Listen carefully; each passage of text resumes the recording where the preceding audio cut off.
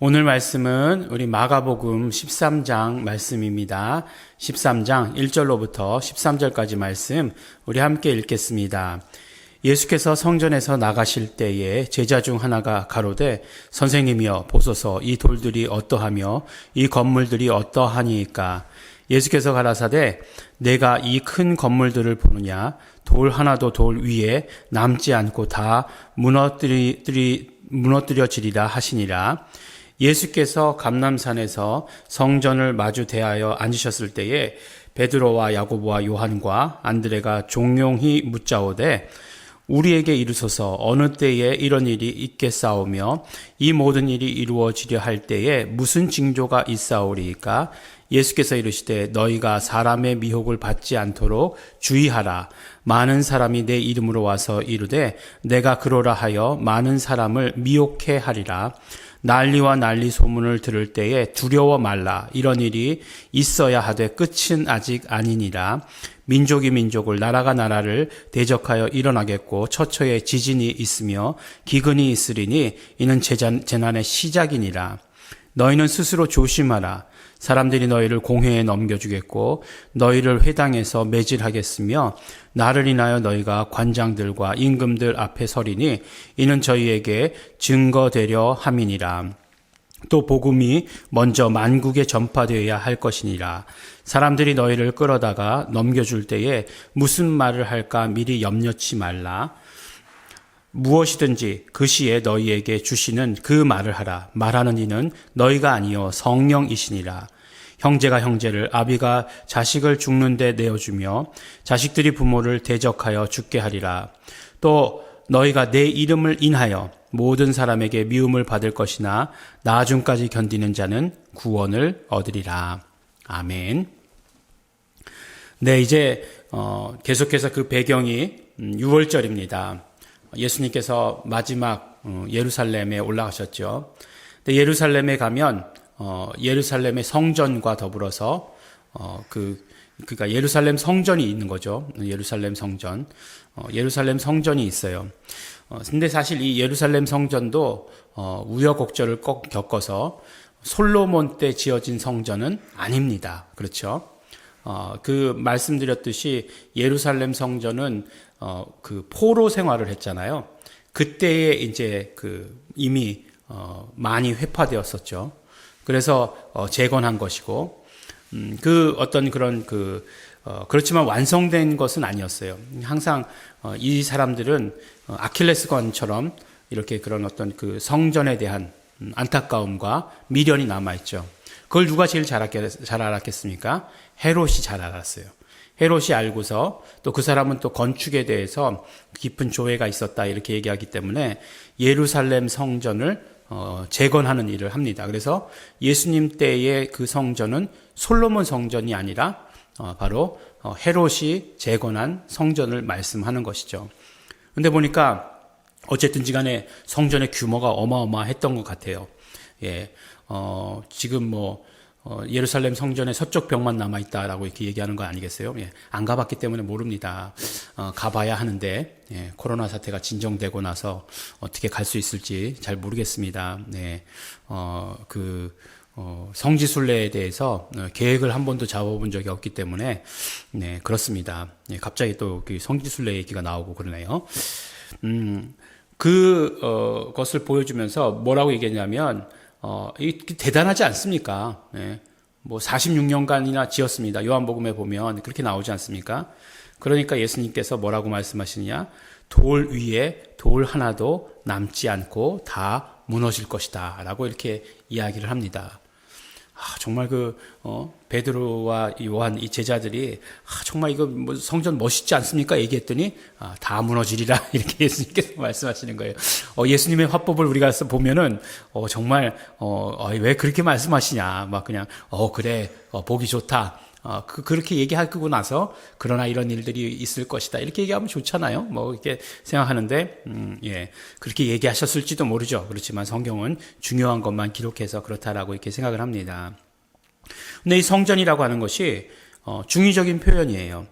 예루살렘 성전을 말씀하는 것이지만 또 요한복음을 보면 뭐라고 말씀하시냐면은 그 성전을 헐라 내가 사흘 만에 다시 일으키리라 라고 이렇게 말씀하셔서 예수님의 그런 어떤 몸, 육체를 말씀하는 것이기도 합니다. 그래서 예루살렘 성전을 말씀하는 것이기도 하지만 그러나 예수님의 몽된 육체를 말씀하시는 것이시기도 하죠.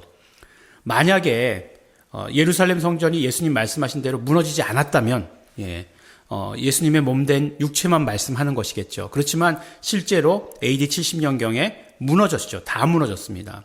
정말 돌 위에 돌 하나도 남지 않고 다 무너졌어요.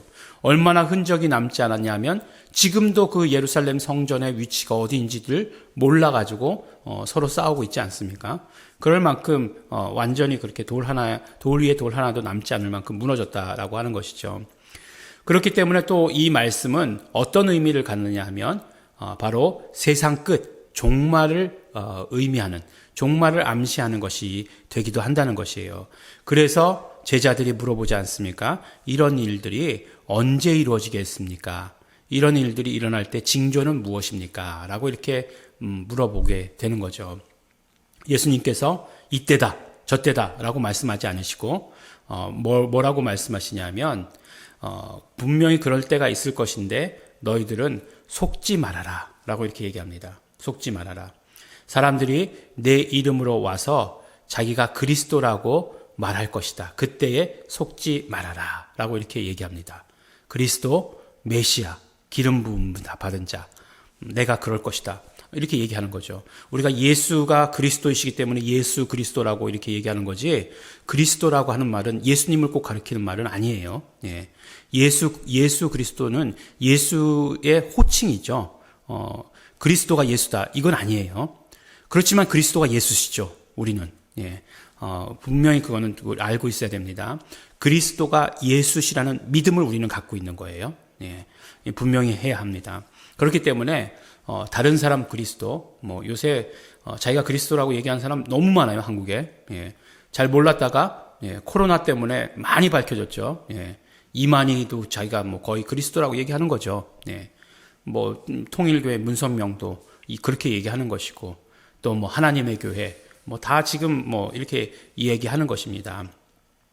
그런데 어떻게 해야 하더라고요? 속지 말라고 말씀해 주세요. 속지 말아라. 첫 번째 말씀하시는 것이 그거예요.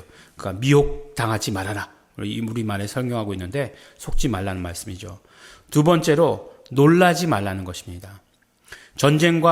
전쟁이 일어났다는 소식과 전쟁이 일어날 것이다라는 소식이 계속 들려올 것이라는 거예요. 그리고 기근의 소식이 계속 들 것이고 기근도 실제로 경험하게 될 것이라는 것입니다. 그런 일들이 반드시 일어날 것이라는 거예요.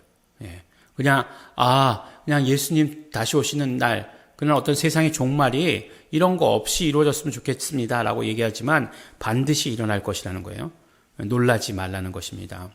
근데 지금 전쟁의 소식, 그 다음에 기근의 소식, 질병, 이런 것들의 소식이 계속 들려오고 있잖아요. 놀라지 말라는 것입니다. 그리고 세 번째로 스스로 조심하라는 것이에요. 스스로 조심해라. 마음대로 정말 성령께서 보호하실 것이니까 마음대로 해도 되지 않겠습니까? 라고 이야기하지만 언제나 스스로 조심하라는 것이에요. 복음이라고 하는 것은, 복음을 깨달은 자들은 스스로 자기를 보호할 수 있어야 하는 것입니다. 그래서 모든 민족에게 복음이 전파되면 이런 날이 있을 텐데, 그날이 언제냐? 모든 민족에게 복음이 전파되어야 하는 것이 먼저다 라고 말씀하시면서 너희의 말할 것을 누가요? 성령님께서 다 깨우쳐 주실 것이다. 기억나게 하실 것이다. 너희의 말하는 것이 너희가 아니고 성령님이시다 라고 이렇게 말씀해 주십니다. 그러니까 우리가 언제나 속지 말고 놀라지 말고 스스로 조심하면서 있어야 된다. 우리의 신앙생활, 우리 매일매일의 삶이 바로 이런 삶이 돼야 된다라고 이렇게 말씀해 주세요. 정말 어떤 죄 때문에, 물질적인 유혹 때문에 그렇게 속지 말아야 합니다. 또 지금 벌어지고 있는 일들에 대해서 반드시 있어야 될 일이라고 예수님께서 말씀해 주셨으니 놀라지 말아야 합니다. 그러나 우리는 스스로 조심해야 합니다. 한 가지 더 중요한 것은 무엇이냐 하면 예수님께서 오늘 말씀하실 때 끝까지 견디는 자는 구원을 얻으리라 라고 이렇게 이야기하고 계세요. 인내하라고 말씀하고 계십니다. 우리가 신앙생활을 하면 많은 성품들이 필요해요. 용기도 있어야 되죠. 그렇죠? 우리가 용기를 내야 예수님을 내 구주로 영접하는 것입니다. 이미 우리가 그런 용기를 가졌어요. 예. 정말 그런 어떤 많은 성품들이, 좋은 성품들이 있어야 되지만, 그러나 그 모든 성품들을 완성시키는 것은 무엇이냐면 인내입니다. 인내. 예. 가만히 생각해 보세요. 막 용기를 냈는데, 예, 단 10분이다. 이렇게 한다면, 예, 그것은 정말 어떤 크리스찬의 성품이다라고 이렇게 얘기할 수는 없는 것이잖아요. 용기를 꾸준히 가지고 할 수 있는 그런 능력, 인내할 수 있는 능력. 그래서 모든 성품들을 다, 그 자체가 인내는 성품이면서도 모든 성품들을 다 완성시키는 그런 성품이 인내다라고 이렇게 이야기합니다. 그래서 우리 크리스찬들은 한번 그냥 이런 일들이 있으면 그냥 못 참아, 그리고 다 폭발시키고 끝내버려, 이렇게 하는 것이 아니라 끝까지 인내하는 자가 되어야 한다는 것입니다. 정말 보면 이제 마지막 때가 가까울수록 인내해야 되는 때가 많이 있습니다. 물론 인내가 구체적으로 어떻게 하는 것이 있느냐 라고 이렇게 묻는다라고 한다면 여러 가지 방법들이 있을 수 있겠지만, 그러나 어쨌든지 간에 우리가 마지막 때가 가까울수록 인내가 우리의 성품의 가장 중심이 돼야 되고 가장 기본이 돼야 된다라고 하는 것을 우리에게 말씀해 주십니다. 예수님께서는 정말 이 땅에 계시는 동안 마지막 때에 대해서 많이 말씀하셨다는 것을 우리가 기억해야 합니다. 예. 그러니까 예수님께서는 그냥 우리의 구원만 이야기하셨다라고 이렇게 생각하면 안 돼요. 성경에서 많은 부분이 종말에 대해서, 말세에 대해서, 그 징조에 대해서 어떻게 해야 되는가에 대해서 말씀하셨다는 것이에요. 구약이 정말 오실 예수 그리스도에 대한 이야기, 약속으로 되어 있다라고 한다면 정말 그 신약이라고 하는 것은 다시 오실 예수 그리스도, 그러니까 마지막 때잖아요. 마지막 때에 다시 오실 예수 그리스도에 대한 약속으로 가득 차 있다라고 하는 것이 바로 이 말씀입니다. 말씀 분명히 하셨어요. 종말에 대해서, 말세에 대해서 말씀하셨습니다. 그러므로 그것에 귀를 닫는다면 그건 참된 크리스찬이 아닐 거예요. 우리의 삶이 참된 신앙생활이 아닐 것입니다. 예수님께서 말씀하신 대로의 그런 삶을 살아가야 하리라고 생각합니다. 오늘도 우리 속지 마시기 바랍니다. 어떤 미혹하는 것들이 있다 할지라도 속지 마시기 바랍니다. 정말 그 소식이 들려와도, 전쟁의 소식이 들려온다 할지라도, 메뚜기 떼가 지금 그냥 모든 대륙을 다 휩쓸고 지나가고 있다라고 하는 그런 소식이 들린다 할지라도 놀라지 마시기 바랍니다. 그러나 스스로 조심하시기 바랍니다. 스스로를 보호하시기 바랍니다. 예수 이름으로 언제나 보호하시기 바라고, 예수 이름으로 끝까지 견디는 자가 되시기를 바랍니다.